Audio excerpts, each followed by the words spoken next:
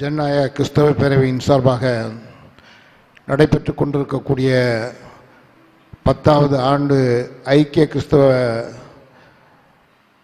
சபையின் சார்பாக நடைபெற்று கொண்டிருக்கக்கூடிய இந்த நிகழ்ச்சியினுடைய தலைவர் சாமுவேல் ஜெபர்சன் அவர்களே, இயேசுராஜ் அவர்களே, முன்னிலையேற்றிருக்கக்கூடிய அன்புக்குரிய நண்பர் டேனியல் ரஞ்சன் அவர்களே, திருமதி இந்திரா குமாரி அவர்களே, அனிசிங் அவர்களே, ஜெய்சிங் ஜோஸ் அவர்களே, சாம்ராஜ் அவர்களே, ஆசிரியர் டேனியல் அவர்களே, வரவேற்புரை வழங்கி அமர்ந்திருக்கக்கூடிய ஜோஸ் அவர்களே, நிறைவாக சிறப்புரை ஆற்றுவதற்காக வருகின்றிருக்கக்கூடிய முன்னாள் அமைச்சரும் சட்டமன்ற உறுப்பினருமாகிய அன்புக்குரிய மனோ தங்கராஜ் அவர்களே, குளச்சல் சட்டமன்ற உறுப்பினர் அன்புக்குரிய அண்ணன் பிரின்ஸ் எம்எல்ஏ அவர்களே, மற்றும் இங்கே வருகை தந்து உரையாற்றி விடைபெற்றிருக்கக்கூடிய முன்னாள் நாடாளுமன்ற உறுப்பினர் ஹெலன் டேவிட்சன் அவர்களே, முன்னாள் சட்டமன்ற உறுப்பினர் புஷ்பலீலா ஆல்பன் அவர்களே, நார்கோல் மாநகராட்சியினுடைய துணை மேயர் மேரி பிரின்ஸ் லதா அவர்களே,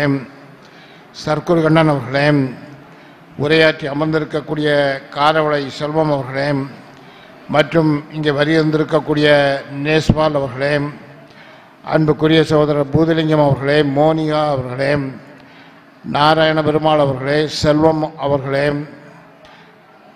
காங்கிரஸ் பேரியக்கத்தினுடைய முன்னாள் தலைவர் முருகேசன் அவர்களே, என்னோடு வந்திருக்கக்கூடிய அன்புக்குரிய நண்பர் அசோகன் அவர்களே, செல்வன் அவர்களே, சந்திரன் அவர்களே, மற்றும் வந்திருக்கக்கூடிய அன்புக்குரிய நண்பர்களே, பெரியோர்களே, உங்கள் அனைவருக்கும் என்னுடைய சார்பாக வணக்கத்தை இந்த நேரத்தில் தெரிவித்துக் கொள்வதில் மகிழ்ச்சி அடைகிறோம்.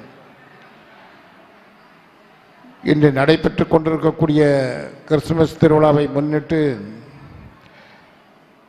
கிறிஸ்து பிறப்பை ஆண்டுதோறும் கிறிஸ்துமஸ் திருவிழாவாக நாம் அனைவரும் ஒன்று கூடி கொண்டாடி கொண்டிருக்கின்றோம்.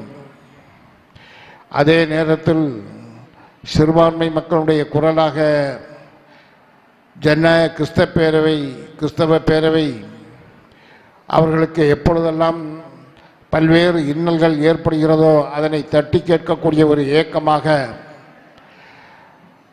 அவர்களால் பல்வேறு முயற்சிகளை மேற்கொண்டு அது நடைபெறவில்லை என்று சொன்னால் மக்கள் பிரதிநிதியாகிய எங்களை சந்தித்து பல்வேறு கோரிக்கைகளை நாங்களும் அவர்களோடு இணைந்த அதிகாரிகளிடத்தில் பேசி அல்லது இந்த அரசாங்கத்தில் முறையிட்டு பல்வேறு பிரச்சனைகளை தீர்வு கண்டிருக்கின்றோம்.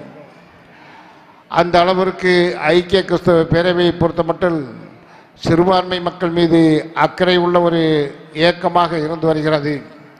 அதை போன்றுதான் இங்கே பேசிய செல்வம் அவர்கள் எடுத்து கூறியதை போன்று இந்த அரசாங்கமும் தமிழக அரசாங்கமும் சிறுபான்மை மக்களுக்கு பாதுகாப்பு அரணாக இருந்து இன்றைக்கும் செயல்பட்டு கொண்டிருக்கிறது. அங்கொன்றும் இங்கொன்றுமாக ஒரு சில பிரச்சனைகள் இருந்தாலும் கூட அதனை செவி சாக்கக்கூடிய ஒரு அரசாக இந்த அரசாங்கம் விளங்கி கொண்டிருக்கிறது. ஆனால் மத்தியிலும் ஒரு அரசாங்கம் இருந்து கொண்டிருக்கிறது. உலகத்தில் இருக்கக்கூடிய அனைத்து நாடுகளுக்கும் சென்று வரக்கூடிய நம்முடைய நாட்டினுடைய பிரதமர் அவர்கள் நம்முடைய நாட்டில் ஒரு மாநிலத்தில் நடக்கக்கூடிய கொடுமைகளை நீங்கள் கண்டிருப்பீர்கள். மணிப்பூர் என்று சொல்லக்கூடிய அந்த மாநிலத்தில் நடக்கக்கூடிய சிறுபான்மை மக்களை தாக்கக்கூடிய அந்த நிகழ்ச்சிகள் 1 ஆண்டுகள் 2 ஆண்டுகளாக நடைபெற்று கொண்டிருக்கிறது. நாடாளுமன்றத்திலும் குரல் எழுப்பினார்கள்.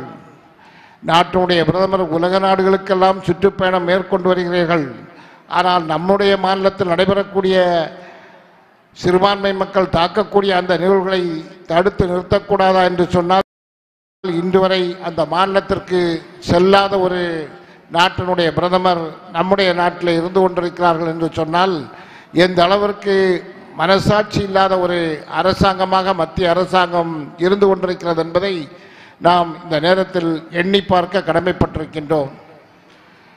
எனவே இப்படிப்பட்ட இதையெல்லாம் நீங்கள் மனதிலே வைத்துக்கொண்டு கிறிஸ்துமஸ் விழா கொண்டாடக்கூடிய ஒவ்வொருவரும் எப்படிப்பட்ட ஒரு அரசாங்கம் அமைந்தாக வேண்டும் என்பதை நாம் எண்ணி பார்த்து ஒரு நல்ல தீர்ப்பை வருங்காலத்திலும் நீங்கள் வழங்க வேண்டும். இந்த தொகுதியில் கூட எனக்கு அந்த வாய்ப்பு தராமல் இருந்தாலும் கூட இன்றைக்கு ஆனால் வந்திருக்கக்கூடியவர்கள் யார் என்பதை நீங்கள் எண்ணி பார்க்க வேண்டும். ஒரு பாரதிய ஜனதா கட்சியை சார்ந்தவர்கள் இந்த தொகுதியினுடைய சட்டமன்ற உறுப்பினராக இருப்பதன் மூலமாக ஏதாவது ஒரு பயன் சிறுபான்மை மக்கள் அடைந்திருக்கிறார்களா அல்லது இந்த மாவட்டத்தை சார்ந்தவர்கள் அடைந்திருக்கிறார்களா என்று சொன்னால் இல்லை.